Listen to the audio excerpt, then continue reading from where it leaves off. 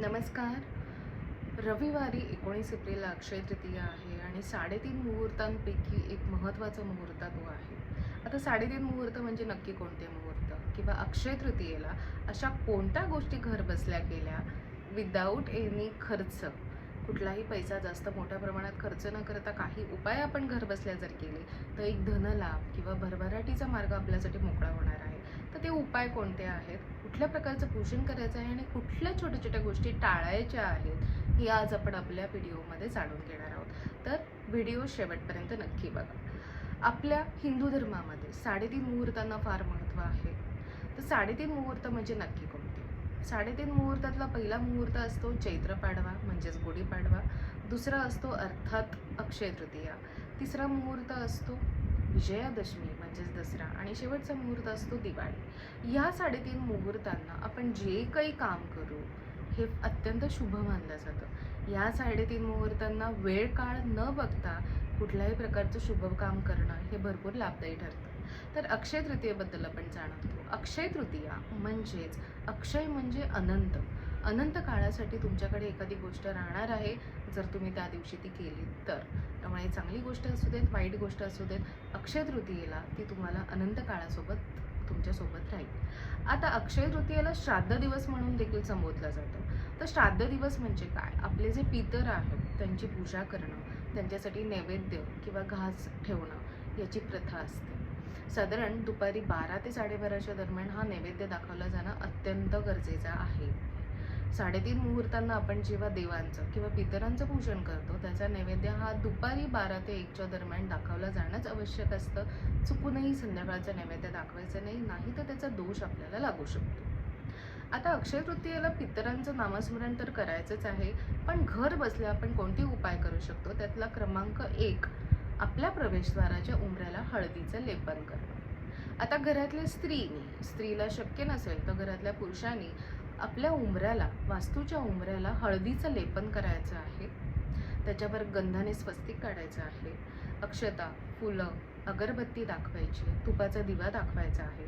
महालक्ष्मी मंत्र, कुबेर मंत्र यांचा मंत्रोच्चारण करायचं आहे आणि आपल्या सुख, समृद्धी, आरोग्य, भरभराट, धनलाभासाठी, संपन्नतेसाठीच्या जेवढ्या इच्छा आहेत त्या बोलून दाखवायच्या आहेत. याच्यामध्येच अजून एक सिक्रेट टीप राहणार आहे की हळदीचं लेपन झाल्यानंतर आपण जिथे बसलेलं असू एंट्रन्सच्या बाहेर, तिथे उजव्या हाताला एका छोट्या वाटीमध्ये अक्षता भरून ठेवायच्या, त्याच्यात 2 लवंगा, 5 इलायची हे सगळं भरून ठेवायचं आहे आणि 2 कापूरवड्या देखील ठेवायच्या आहेत. दिवसभर म्हणजे साधारण तुम्ही सकाळी 10:30 वाजता जर हळदीचं लेपन केलं तर दिवसभर ती अक्षतांनी भरलेली वाटी ही तुमच्या एंट्रन्सच्या उजव्या हातालाच बाहेरच्या बाजूने राहील. संध्याकाळी जेव्हा तुम्ही दिवाबत्ती करणार तेव्हा धूप आपण जेव्हा लावतो हे अक्षता, लवंगा आणि इलायची त्या धुपामध्ये अग्नी प्रज्वलित करायचं आहे आणि तुमच्या वास्तूची नजर उतरवायची आहे. साधारण 5 किंवा 7 वेळा वास्तूच्या एंट्रन्सवरून 5 किंवा 7 वेळा तुम्हाला उतरवायचं आहे. हे सर्व साहित्य घेऊन तुम्ही घरामध्ये देखील सगळा धूर पसरवू शकता. यामुळे काय होणार आहे? घराला लागलेली नजर, घरातली नकारात्मक ऊर्जा, एखादं मोठं आर्थिक संकट असेल किंवा कुठल्याही आर्थिक व्यवहारातून लागलेली पनौती असेल ती ह्या उपायाने निघून जाणार आहे आणि तो दोष पूर्णतः निकामी होणार आहे. उपाय क्रमांक 2, आपल्या घरामध्ये, आपल्या किचनमध्ये साखरेचा डब्बा नेहमी असतो. त्या साखरेच्या डब्यामध्ये साधारण 5 लवंगा आपल्याला ठेवायच्या आहेत. ह्या कधी ठेवायच्या? तर अक्षय तृतीयेच्या आदल्या दिवशी रात्री किंवा अक्षय तृतीयेच्या सकाळी तुम्हाला ठेवायच्या.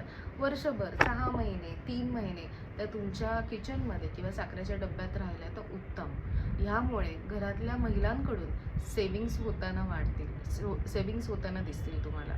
अनावश्यक खर्च देखील थांबतील आणि घरात लक्ष्मीचा वास राहील. जसं साखरेच्या डब्यात ठेवायचं आहे तसंच तांदळाच्या डब्यामध्ये तुम्हाला साधारण 5 किंवा 7 इलायची ठेवायच्या आहेत पेरून.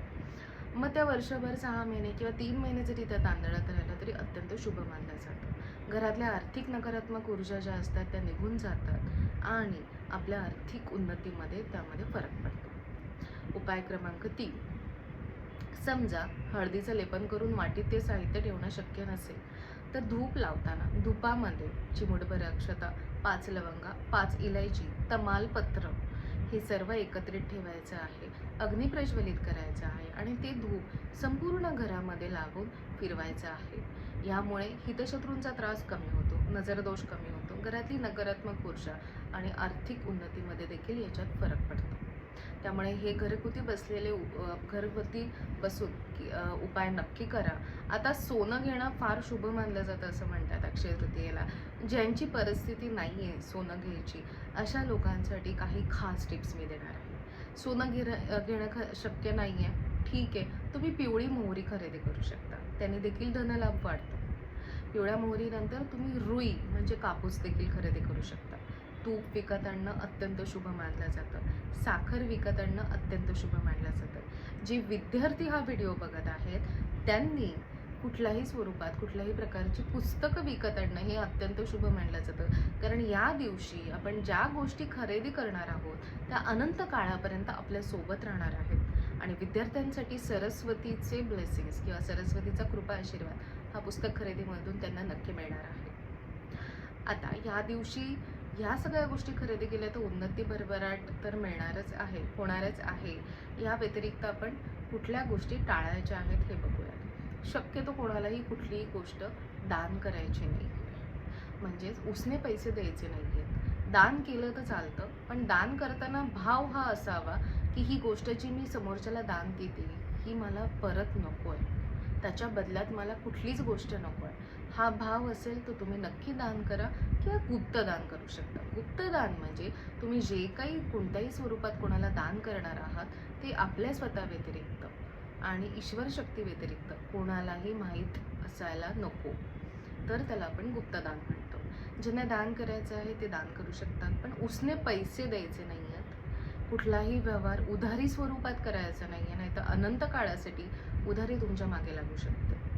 त्यामुळे ह्या गोष्टी टाळायच्या आहेत. तसेच कोणालाही वाईट शब्द बोलणे, अपशब्द बोलणे, कोणाबद्दल कुविचार करणे, अविचार करणे, वाईट चिंतणे, भांडणे, घरात किरकिर होणे, ह्या गोष्टी जर या दिवशी झाल्या तर त्या अनंत काळापर्यंत तुमच्यासोबत राहणार. त्यामुळे या दिवशी शुभ असणाऱ्या गोष्टींची खरेदी, शुभ विचार, नात्यांमध्ये सलोखा, आपुलकी, प्रेम हे सगळं बाळगणं हे आवश्यक राहणार आहे. अक्षय तृतीया श्राद्ध दिवस म्हणून तर शुभ मानलाच जातो, तसंच सोनं खरेदी कुठलाही धातू खरेदीसाठी देखील अत्यंत शुभ मानला जातो. दान स्वरूपात बऱ्याचशा गोष्टी तुम्ही दान करू शकता, फक्त स्वतःची चप्पल कुठे हरवता कामा नये आणि दान स्वरूपात कोणाला द्यायची देखील नाही. धातू तुम्ही खरेदी करू शकता, त्याच्यामध्ये मेटल हा फॅक्टर येतो, त्यामुळे वाहन खरेदीसाठी देखील हा मुहूर्त अत्यंत शुभ आहे. नवीन प्रॉपर्टी इन्व्हेस्टमेंट असेल, कुठे सही करायची आहे, मोठा व्यवहार करायचा आहे, तुम्ही नक्की करू शकता. कुठल्याही वास्तूमध्ये कोणत्याही प्रकारचं पूजन, वास्तुशांती असेल किंवा गृहप्रवेश असेल, हा अत्यंत शुभ मानला जातो. त्यामुळे अक्षय तृतीयेला तुम्हाला भरभरून जर कृपा आशीर्वाद हवा आहे, लक्ष्मी तुमच्या घरात वास करणारी हवी आणि ती अनंत काळासाठी जर तुमच्यासोबत हवी आहे, तर या दिवशी 3ही प्रहरात केलेलं लक्ष्मी आणि नारायणाचं म्हणजेच विष्णू आणि लक्ष्मीचं पूजन हे अत्यंत अत्यंत अत्यंत शुभ राहणार आहे. आता विष्णू लक्ष्मीचं पूजन करायचं म्हणजे नक्की काय करायचं, तर 3 प्रहरांमध्ये म्हणजे सकाळ दुपार संध्याकाळमध्ये विष्णू लक्ष्मीचं मंत्रोच्चारण, विष्णू लक्ष्मीचा मंत्र असेल किंवा लक्ष्मी आणि विष्णूचं काही वाचन स्वरूपात काही अध्याय असतील ते देखील तुम्ही वाचू शकता. जसं की विष्णू सहस्त्रनामावली, महालक्ष्मी मंत्र आणि कुबेर मंत्र हे देखील वाचनात आले तर उत्तम. ज्यांना वाचणं शक्य नाही आहे त्यांनी तुमच्या वास्तूमध्ये ते म्युझिक स्वरूपात लावून ठेवणं देखील अगदी उत्तम राहणार आहे. गाईला घास भरवणं, गाईला अन्नदान करणं हे देखील अत्यंत शुभ असणार आहे. त्यामुळे अक्षय तृतीयेला आपण जे काही करू ते अनंत कालासाठी आपल्यासोबत राहील. विद्यार्थ्यांना उत्तमोत्तम ज्ञान पाहिजे, तर त्यांनी तशा गोष्टी आत्मसात करणं हे फार गरजेचं राहील. घरात हळदीचं लेपन केल्यानंतर घरातल्या देवतांचं पूजन किंवा घराच्या मुख्य प्रवेशद्वाराला तोरण लावणं हे देखील अत्यंत आवश्यक राहणार आहे. तुळशी पूजन अत्यंत शुभ मानलं जातं, कारण ती लक्ष्मीचं प्रतीक आहे. त्यामुळे येणारी अक्षय तृतीया भरभराट, उन्नती, संपन्नता आणि आर्थिकदृष्ट्या जर आपल्याला सबळ बनायचं आहे तर या सगळ्या गोष्टींचा अवलंब आपण करू. ह्यामध्ये कुठल्याही प्रकारचं काही प्रश्न किंवा अडचण तुम्हाला असेल तर तुम्ही खाली कमेंटमध्ये तुमचा प्रश्न लिहू शकता, त्याचं उत्तर तुम्हाला तिथे दिले जाईल. धन्यवाद. अक्षय तृतीयाच्या सर्वांना मनःपूर्वक शुभेच्छा.